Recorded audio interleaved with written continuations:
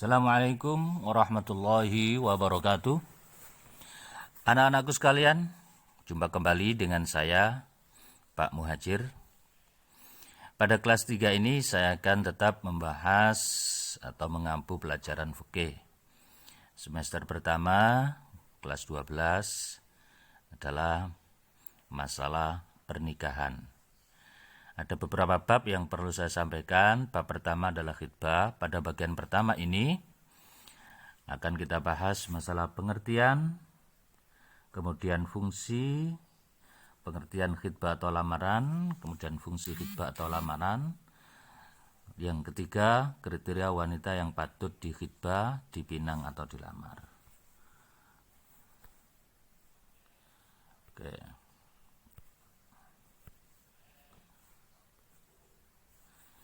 Pengertian. Khitbah atau meminang adalah ungkapan untuk mengawini seorang perempuan tertentu, kemudian diumumkan kepada khalayak oleh pihak yang terlibat dalam proses pinangan, baik secara sendiri maupun bersama-sama. Nah, keinginan untuk mengawini seseorang ini bentuknya ada yang dalam bentuk soreh, jelas, ada yang bentuk kinayah, sindiran. Misalnya bentuk yang jelas, Pak, saya ingin melamar anak jenengan. Pak, saya ingin mengawini anak jenengan. Itu berarti jelas, Pak, saya ingin melamar anak jenengan. Itu berarti jelas menggunakan kata-kata melamar. Tapi kalau sindiran atau kinayah bisa menggunakan kata-kata yang bermakna lamaran di satu sisi dan bisa bermakna selain lamaran. Pak, anak sampean saya rambut ya. Nah, itu berarti kan bisa bermakna melamar, bisa bermakna yang lain.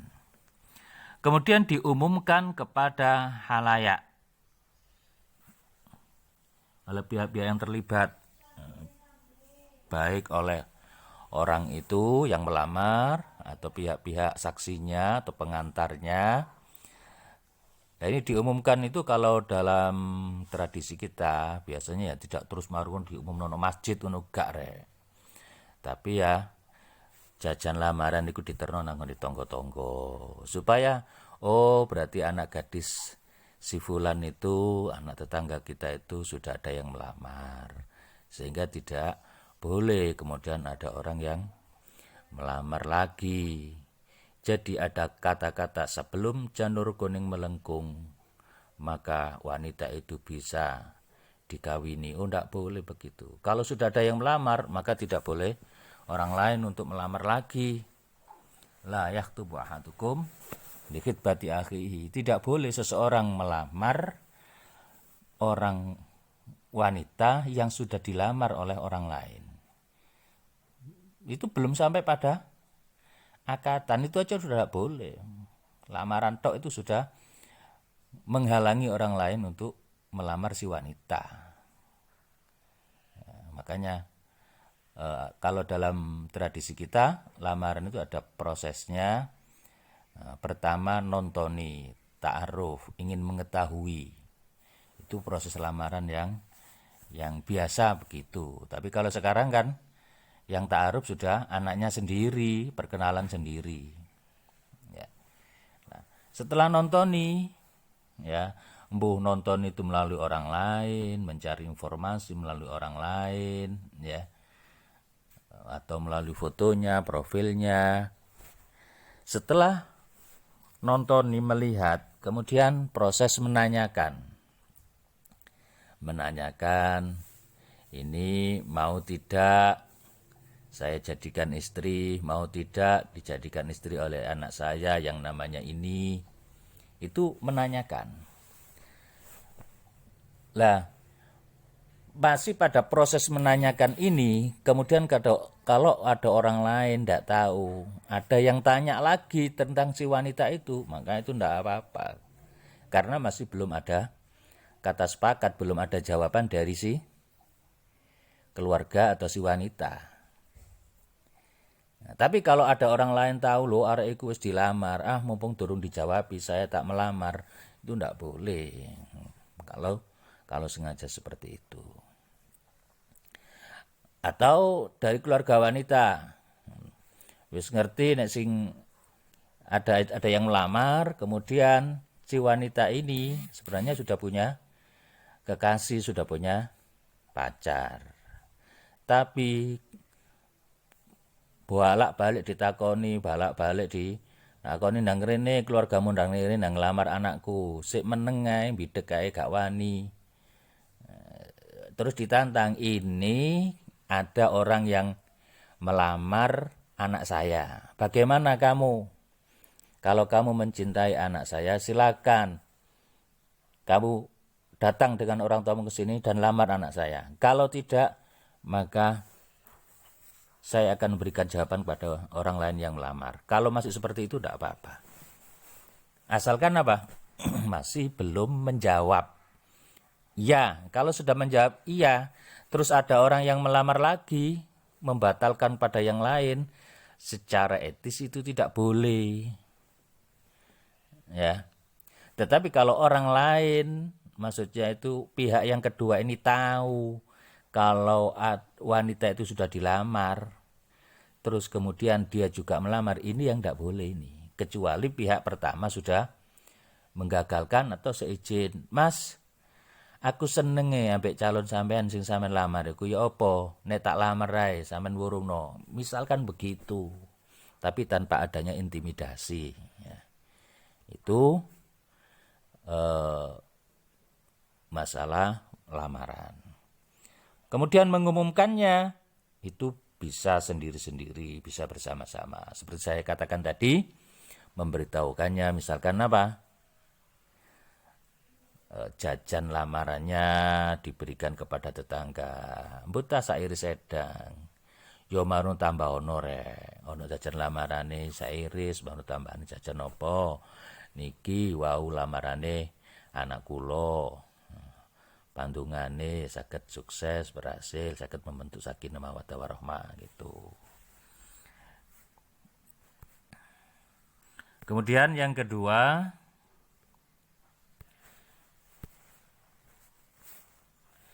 fungsi lamaran. Yang pertama adalah cara untuk saling mengenal antara si peminang dan yang dipinang. Jadi mengenal itu melalui lamaran itu dan mengetahui, melihat dari wajah dan telapak tangan itu sebenarnya sudah cukup untuk menggambarkan kepribadian seorang laki-laki atau seorang wanita. Ya, sudah cukup itu untuk menggambarkan kepribadian. Mau cari yang bagaimana lagi? Artinya apa? Sudah tahu wajahnya seperti itu, telapak tangannya sudah oke. Masalah watak-watuk wahing, itu masing-masing orang ya punya wataknya sendiri, gayanya sendiri. Itu nanti akan terjadi penyesuaian, penyelaman pada waktu setelah akad nikah. Sebab kata Kanjeng Nabi, la yafraq mu'minun mu'minatan. Janganlah sampai seorang laki-laki itu membenci istrinya apabila ada yang jelek dari istrinya, radhiyallahu syai'un akhar. Dia carilah kebaikan dari sisi wanita itu. Ada yang lain, ada yang baik, ada plus minusnya. Itulah ketika kita memilih pasangan hidup itu. Yang penting apa? Dan, din, dun, den. Itu kan ada 4 kriteria itu kan ya. Ada badan, ada din, agama, dun, dunia, den itu kedudukan atau raden. Nah itu yang mana yang didahulukan? Katakannya Nabi, din, agama, taribat yadak. Maka kamu akan tenang. Dari mana kita bisa mengetahui agama orang itu baik, agama si wanita itu baik? Maka kita melihat background keluarganya, kemudian riwayat pendidikannya. Itu kan mudah toh kita ketahui selintas. Dan itu bisa kita jadikan bekal ketika kita menanyakan, istilahnya nakokno. Mari nakokno, kita kepingin tahu bagaimana keadaan si wanita itu. Ketika si keluarga wanita akan menjawabi, kita tanyakan kepada masyarakat sekitarnya bagaimana pendidikannya, bagaimana kiprahnya di masyarakat. hanya selintas itu. Masalah yang detail terkait dengan wataknya, karakternya, itu nanti akan ada penyesuaian-penyesuaian ketika sudah terjadinya akad nikah. Yang kedua, agar kedua belah pihak dapat saling menjajaki tabiat, akhlak, kecenderungan, adat istiadat, dan budaya masing-masing, sebatas yang diperbolehkan oleh syarak. Jadi tidak kemudian menjajaki sejajak-jajaknya. Pacaran sampai 3 tahun, itu pacaran apa kredit mobil itu. Jadi ya proses dari menanyakan, ya, itu cari informasi, oh begini. Kemudian setelah itu ada nakokno. Kemudian kalau nakokno, sana itu kan tahu, oh ini akan memberikan jawaban.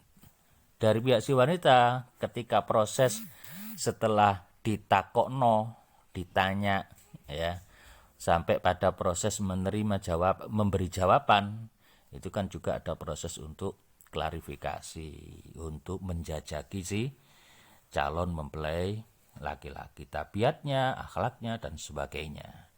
Dari mana bisa diketahui? Tentu saja ya kita bisa mengutus orang lain untuk tanya, atau mungkin juga kita bisa menyelidiki sendiri. Itu masalah menjajaki tabiat yang sesuai dengan syarak. Fungsi yang ketiga adalah supaya kedua belah pihak menjadi lebih mantap dan lebih yakin dalam memasuki jenjang pernikahan. Setelah mengetahui wajahnya, oh iko calon bojoku, ternyata pesek, ternyata ganteng, ternyata mancung, oh ternyata alising ini dan sebagainya. Itu tidak apa-apa melihat itu. Si wanita melihat si laki-laki melihat si wanita. Kelihatan cantik, oh iya semakin lebih mantap. Atau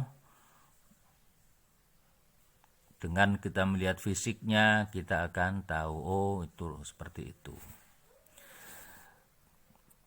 Kemudian fungsi yang keempat adalah kedua belah pihak menjadi lebih yakin untuk bisa bersama atau hidup bersama dengan damai, bahagia, dan sejahtera, serta saling mencintai dan menyayangi. Itu fungsi khitbah yang keempat. Kemudian kriteria wanita yang patut dipinang. Maksudnya yang patut dipinang itu adalah yang seharusnya, yang layak. Yang pertama beragama Islam, ya harus ya. Jangan sampai yang tidak beragama Islam. Pak, kalau mu'alaf bagaimana Pak? Dia asalnya Kristen, tapi berjanji kepada saya, dia itu mau memeluk agama Islam kalau nanti menikah dengan saya. Bagaimana kalau seperti itu? Kalau kamu yakin bahwa kamu memang bisa membimbing si wanita itu, laksanakan, itu bagian dari dakwah. Tapi kalau hanya sekedar kamu mencintainya, kamu tahu, kamu lihat kecantikannya, sementara kamu sendiri tidak punya rencana untuk memberikan bimbingan sebaik-baiknya terkait dengan masalah agama, jangan-jangan nanti kamu yang akan katut. Sebab apa? Kata Kanjeng Nabi, iyakum wa hadru ad-diman.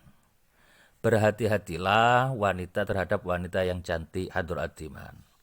Wa ma hadru ad-diman ya Rasulullah, mar'atun hasna fi mamba'issu. Yaitu perempuan cantik tapi tumbuh di pendidikan yang salah. Mengapa demikian? Karena ini nanti istri kamu itu yang akan mendidik, membentuk karakter anak-anak kamu. Lebih banyak mana waktunya seorang laki-laki dengan anaknya, dengan keluarganya, dibandingkan dengan istri berinteraksi dengan anak-anaknya. Tentu ya, lebih banyak waktunya si istri, si ibu berinteraksi dengan anaknya. Mana mungkin ibunya akan memberikan pendidikan agama yang telaten, akan bisa mengajarkan pembacaan Al-Quran kepada anaknya kalau dia seorang mu'alaf. Lawang dia sendiri masih belum bisa baca Quran. Lupa, tapi kan ada TPQ. Tapi pendidikan pertama dan utama itu adalah dari keluarga, dengan ibu sebagai peran utamanya. Ayah itu meskipun penanggung jawab utama, tetapi pelaksananya yang paling sering itu adalah ibu. Karena itu maka kriteria wanita yang pertama itu yang patut dipinang adalah yang beragama Islam. Apalagi kalau sekarang banyak kasus kan, begitu sudah menikah kan dia mau memeluk agama Islam. Hanya sekedar untuk formalitas supaya bisa terjadinya pernikahan. Setelah menikah, akhirnya dia tidak mau tahu, dia tidak mau mempelajari agama Islam dengan sebaik-baiknya. Bagaimana kalau sudah seperti itu? Apalagi naudzubillah, kamu sudah punya anak, terus sih istri kamu balik ke agama yang semula. Satu sisi kamu berat untuk tidak mungkin mengikuti agama dia, tapi satu sisi kamu sudah punya anak, mau bercerai juga berat. Akhirnya yang jadi korban anak. Istrimu ya sholat ya wis gak gelem, ngaji apa maneh. Nah, terus pendidikan anak yang bagaimana nanti yang akan diterapkan pada anak-anak kamu. Jadi itu. Kemudian keturunan yang subur, artinya mempunyai keturunan yang sehat. Ini tulisannya tidak terbaca, ya. Jadi al-wadud al-walud, ya. Menikahlah dengan wanita yang al-wadud penuh cinta kasih, al-walud yang subur. Dari mana diketahui kalau wanita itu subur? Ya dilihatlah keluarganya. Dulure piro. Ya, neka dulurnya tidak banyak, saudaranya tidak banyak, tapi kan sekarang itu kadang ada yang proses KB kan, hanya punya saudara 2 gitu. Tapi kan bisa melihat keluarganya dari pihak ayahnya itu banyak saudaranya apa enggak. Ya. Sebab salah satu tujuan untuk menikah itu adalah mempunyai keturunan. Katakannya Nabi, tanakahu tanasalu fa inni mubahin bikumul umama yaumal qiyamah. Menikahlah, perbanyaklah anak, karena sesungguhnya aku, katakannya Nabi, bangga dengan kalian, membanggakan kalian sebagai umat. Yang ketiga yang patut dipinang kriterianya adalah berakhlakul karimah, yaitu dengan melihat latar belakang sosial keluarga, budaya, pergaulan dan lain-lain, termasuk pendidikannya, termasuk lingkup, ya paling tidak lingkungan sekitarnya bagaimana. Kita bisa melihat itu. Kemudian mampu mengelola ekonomi. Ini juga perlu, ya, sebab kalau tidak mampu mengelola ekonomi maka nantinya kamu akan juga kesulitan dalam rangka merancang masa depan. Sebab orang berumah tangga itu harus ada planning ke depannya. Jejaka wong sugih ya apa nek sik Joko, itu kadang-kadang uangnya itu kemudian tidak terpakai secara baik. Dalam artian apa? Tidak ada planning. Penghasilannya 3 juta, ya habis 3 juta dalam 1 bulan. Tapi kalau sudah berumah tangga, penghasilannya 3 juta, kemudian diserahkan kepada istri. Ini istri yang akan mengelola. Sekian untuk belanja, sekian untuk anak. Sehingga ada planningnya. Kemudian kufu. Kufu itu sepadan dalam keagamaan, sosial, dan ekonomi. Ya, mukafa'ah. Kalau tidak mukafa'ah, tidak sepadan, itu nanti akan banyak terjadi satu adaptasi dulu. Iya kalau adaptasinya berhasil. Kalau tidak, maka ini akan sulit tercapainya keluarga yang harmonis. Misalnya sepadan dalam bidang keagamaan, podo-podo teko madrasahe, pada sekolah atau lembaga pendidikan yang di bawah naungan pondok pesantren, misalkan podo-podo area asadah, misalnya begitu. Kalau seandainya tidak sepadan, maka misal paling tidak yang laki-laki harus yang lebih tinggi pendidikannya. Ya, masalah agama lebih ngerti si laki-laki, maka fungsinya sebagai pembimbing. Kemudian sosial ekonomi juga begitu, supaya adaptasinya tidak terlalu sulit. Karena dunia itu tidak seindah sinetron. Ya nek sinetron sing lanang melarat, sing wedok sugih. Oleh seneng, mari ngono ditentang keluarga, terus happy ending. Itu kan sinetron, itu kan novel. Tapi kalau kehidupan nyata belum tentu juga. Ya karena di situ memerlukan adaptasi-adaptasi yang membutuhkan ketelatenan, kesabaran dari masing-masing pihak. Kemudian kriterianya lagi karena kecantikannya. Apa kok karena kecantikannya? Ya, karena kecantikan dapat memberikan rasa simpatik. Di samping itu membuat suaminya lebih betah tinggal di rumah, mampu menahan diri dari pesona perempuan lain, dan lebih sempurna dalam mencurahkan cintanya. Kawin sepisan rek, milih ya, milih ku sing ayu. Masih sing wedok ya ngono, biasa ya. Milih ya milih sing ganteng. Tapi ada pepatah yang juga perlu kita pertimbangkan, apa? Jamalur rijal fi aklihim wa aklul mar'a fi jamalihim. Bahwa ketampanan seorang laki-laki, daya tarik seorang laki-laki, istilah daya jual seorang laki-laki itu pada akalnya, pada keterampilannya, pada hartanya. Sementara harta seorang wanita itu pada kecantikannya. Enggak nek wis kelihatan cantik itu kan akan menumbuhkan gairah. Tadi ketok wong liya sing ayu misalnya setelah menikah, si cantikan istri saya. Kok cara dijak mlaku nang ngene mall gak ngisin-ngisini. Jadi manusia sekali toh. Padha-padha milih. Ya milih sing ayu. Kecuali kalau memang sudah jodohnya ya sudah. Kemudian mengutamakan masih gadis. Kenapa begitu? Karena yang masih gadis itu lebih besar cinta kasih sayangnya. Istilahnya apa? Podo-podo belajari, sing ngawiti podo-podo belajari dalam berumah tangga. Nek Kanjeng Nabi sendiri pernah suatu ketika ada seorang sahabat bercerita, Kanjeng Nabi saya sudah menikah. Lanang gadis atau janda? Janda, Kanjeng Nabi. Loh, halah bikron. Mbok yao kamu itu milih yang masih gadis. Mboten keten Kanjeng Nabi. Pertimbangane kula niku enggak ada adik sing kada sik butuh perhatian, butuh pendidikan, makanya saya mencari yang sudah janda ini dengan harapan dia itu sudah pengalaman, dia juga bisa telaten untuk mendidik adik-adik saya. Oh, kalau begitu enggak apa-apa. Selanjutnya bukan wanita dari keluarga sendiri atau kerabat dekat. Ya. Ini anjuran secara tertulisnya apa yang disampaikan oleh Kanjeng Nabi begitu. Dalam artian apa? Kalau dari keluarga jauh atau dari orang lain sama sekali, ini kan ketertarikan secara fisik itu akan lebih kuat. Kalau ketertarikan fisik itu lebih kuat, istilahnya lebih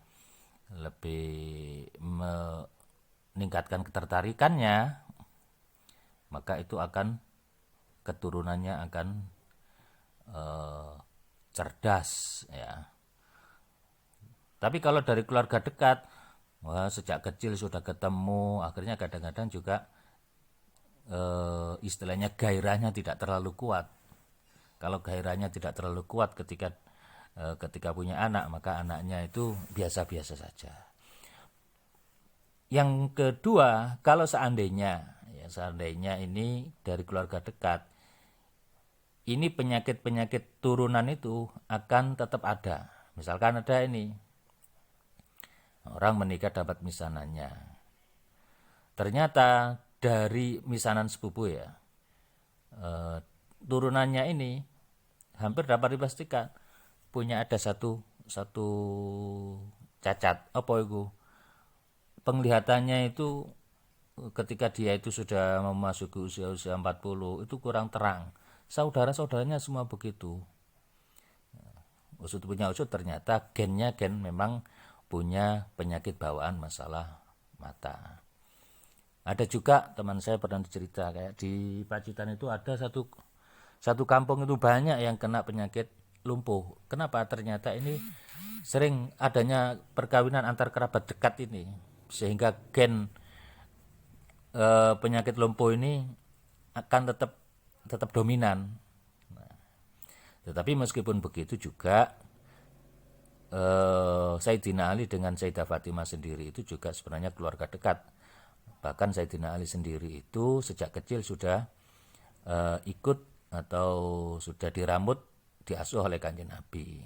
Tetapi toh kemudian keturunan-keturunannya juga keturunan yang berkualitas, semacam Sayyidina Hasan, Sayyidina Husain, Sayyidatina Zainab. Artinya apa?